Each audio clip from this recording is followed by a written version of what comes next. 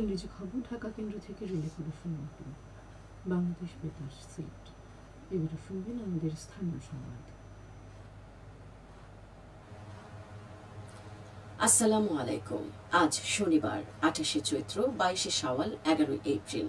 বাংলাদেশ বেতার সিলেট সংবাদ পড়ছি রোহেনা সুলতানা।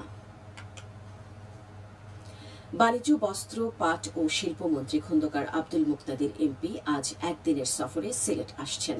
সকাল 9টায় নগরের টিলাগড় পয়েন্টে সংলগ্ন স্থানে কৃষক বাজারের আনুষ্ঠানিক উদ্বোধন করবেন বাণিজ্য, শিল্প, পাট ও বস্ত্রমন্ত্রী খন্দকার আব্দুল মুক্তাদির। সংশ্লিষ্ট সূত্র জানায়, সিলেটে কৃষি পণ্যের বাজারে সিন্ডিকেট ও মধ্যস্বত্বভোগীদের দৌরাত্ম্য কমাতে প্রথমবারের মতো চালু হচ্ছে সরকারি ব্যবস্থাপনায় কৃষকের হাট। প্রতিদিন সকালে নির্ধারিত স্থানে এই হাট বসবে। এতে সিলেটের প্রান্তিক কৃষকরা কোনো মধ্যস্থতাকারী ছাড়াই সরাসরি তাদের উৎপাদিত কৃষি পণ্য সাধারণ ক্রেতাদের কাছে বিক্রি করতে পারবেন। এর ফলে কৃষক ও ভোক্তার মধ্যে সরাসরি সংযোগ স্থাপন হবে। বর্তমানে কৃষি পণ্য মাঠ থেকে ভোক্তার কাছে পৌঁছাতে 4 থেকে 5 বার হাত বদল হয়। এতে প্রতিটি স্তরে দাম বাড়লেও কৃষকরা তাদের ন্যায্য মূল্য থেকে বঞ্চিত হন। অপরদিকে সাধারণ ক্রেতাদের উচ্চ মূল্যে পণ্য কিনতে হয়। নতুন এই উদ্যোগের মাধ্যমে কৃষকরা তাদের পণ্যের সঠিক দাম পাবেন বলে আশা করা হচ্ছে। পাশাপাশি ভোক্তারা বাজার দরের চেয়ে কম দামে সতেজ ও বিষমুক্ত সবজি ক্রয়ের সুযোগ পাবেন। এতে মধ্যস্বত্বভোগীদের অতিরিক্ত মুনাফা কমে আসবে এবং বাজারে স্বচ্ছতা বাড়বে।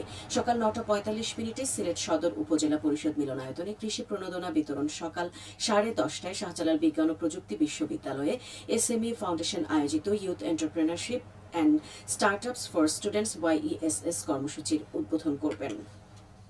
দুপুরে সিলেট সিটি কর্পোরেশনের উন্নয়ন বিষয়ক মতবিনিময় সভায় অংশগ্রহণ করবেন। বিকেলে বিভাগীয় ক্রীড়া কমপ্লেক্সে আঞ্চলিক এসএমই মেলার উদ্বোধন করবেন। পরে সরকারি টিচার্স ট্রেনিং কলেজের বিপরীতে সিলেট আর্ট অ্যান্ড অটিস্টিক স্কুলের আয়োজনে বিশ্ব অটিজম সচেতনতা দিবস উপলক্ষে বিশেষ চিত্র প্রদর্শনীর উদ্বোধন ও সন্ধে 6:30টায় সড়ক ও জনপথ বিভাগের প্রধান প্রকৌশলীদের সাথে গুরুত্বপূর্ণ মতবিনিময় সভায় প্রধান অতিথি হিসেবে যোগদান করবেন। সিলেটের বিভাগীয় কমিশনার খান মোহাম্মদ রেজাউল নবী বলেছেন, প্রাকৃতিক ভারসাম্য রক্ষা করে পরিকল্পিতভাবে উন্নয়ন কার্যক্রম বাস্তবায়ন করা গেলে রেমা কালেঙ্গা সংরক্ষিত বনাঞ্চলকে পর্যটকদের কাছে একটি অন্যতম আকর্ষণীয় পর্যটন কেন্দ্র হিসেবে পরিণত করা হবে। তিনি গতকাল হবিগঞ্জের চুনারুঘাট উপজেলার রেমা কালেঙ্গা পরিদর্শন করে এই কথা বলেন। এ সময় উপস্থিত ছিলেন হবিগঞ্জ জেলা প্রশাসক ডক্টর GM সরফরাজ। সারা দেশের মতো সিলেটেও গতকাল পালিত হয়েছে বিশ্ব হোমিওপ্যাথি দিবস। হোমিওপ্যাথি চিকিৎসা বিজ্ঞানের জনক ডাক্তার স্যামুয়েল হ্যানিম্যানের 271তম জন্মবার্ষিকীর দিন বিশ্বব্যাপী এই দিবসটি পালন করা হয়। 2003 সাল থেকে বিশ্বব্যাপী হ্যানিম্যানের জন্মদিন বিশ্ব হোমিওপ্যাথি দিবস হিসেবে পালিত হয়ে আসছে। তবে 2014 সালের 10 এপ্রিল বাংলাদেশে যাত্রা শুরু হয় বিশ্ব হোমিওপ্যাথি দিবসের। এদিকে হোমিওপ্যাথিক ঔষধ আবিষ্কারক স্যামুয়েল হ্যানিম্যানের 271তম জন্মবার্ষিকী উপলক্ষে র্যালি ও আলোচনা সভা অনুষ্ঠিত হয়েছে মৌলভীবাজারে। গতকাল শহরের মেয়র চত্বর থেকে বের হয় বর্ণাঢ্য র্যালি। র্যালিটি শহরের গুরুত্বপূর্ণ সড়ক প্রদক্ষিণ করে এম সাইফুর রহমান অডিটোরিয়ামে এসে শেষ হয়। পরে অডিটোরিয়াম হল রুমে অনুষ্ঠিত হয় আলোচনা সভা। এতে প্রধান অতিথি ছিলেন জেলা প্রশাসক তৌহিদুজ্জামান পাফেল। সভায় হোমিওপ্যাথিক চিকিৎসক, জনপ্রতিনিধি সহ বিভিন্ন NGO সংস্থার ব্যক্তিবর্গ উপস্থিত ছিলেন। জেলা হোমিওপ্যাথিক চিকিৎসক সমিতি এর আয়োজন করে।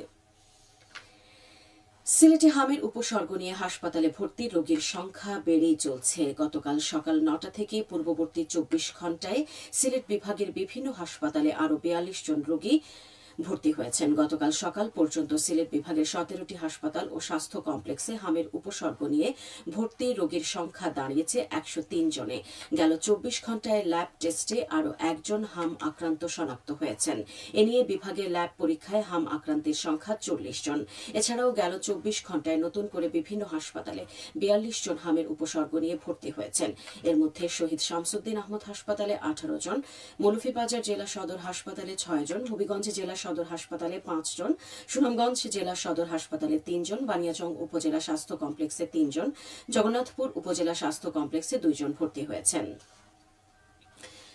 জাতীয় প্রেস ক্লাবের সাবেক সভাপতি হাসান শাহরিয়ারের পঞ্চম মৃত্যুবার্ষিকী ছিল গতকাল। 2021 সালের 10 এপ্রিল তিনি করোনা ভাইরাসে আক্রান্ত হয়ে ঢাকার একটি হাসপাতালে মৃত্যুবরণ করেন।